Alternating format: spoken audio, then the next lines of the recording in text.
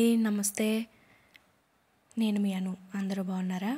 ఇవాళ వీడియోలో గోంగూర పచ్చడి ఎలా తయారు చేసుకోవాలో చూద్దాం.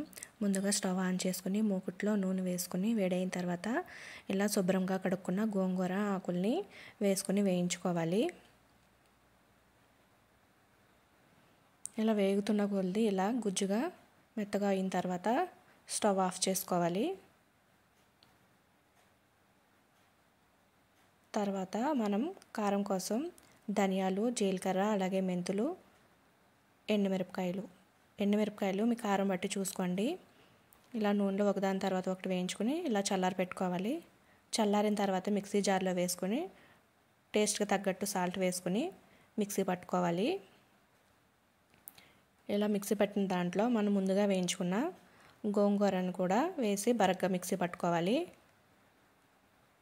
తర్వాత తాలింపు కోసం ఎండుమిరపకాయలు, జీలకర్ర, ఆవాలు, శనగపప్పు, మినపప్పు ఇలా మూకుట్లో ఆయిల్ వేసుకుని ఆయిల్ వేడైన తర్వాత వేసుకోవాలి.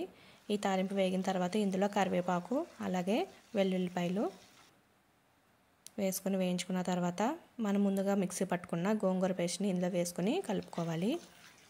అంతే అండి, గోంగూర పచ్చడి రెడీ అయింది. నా వీడియో నచ్చినట్లయితే లైక్ చేయండి, అలాగే సబ్స్క్రైబ్ చేసుకోండి. Thank you.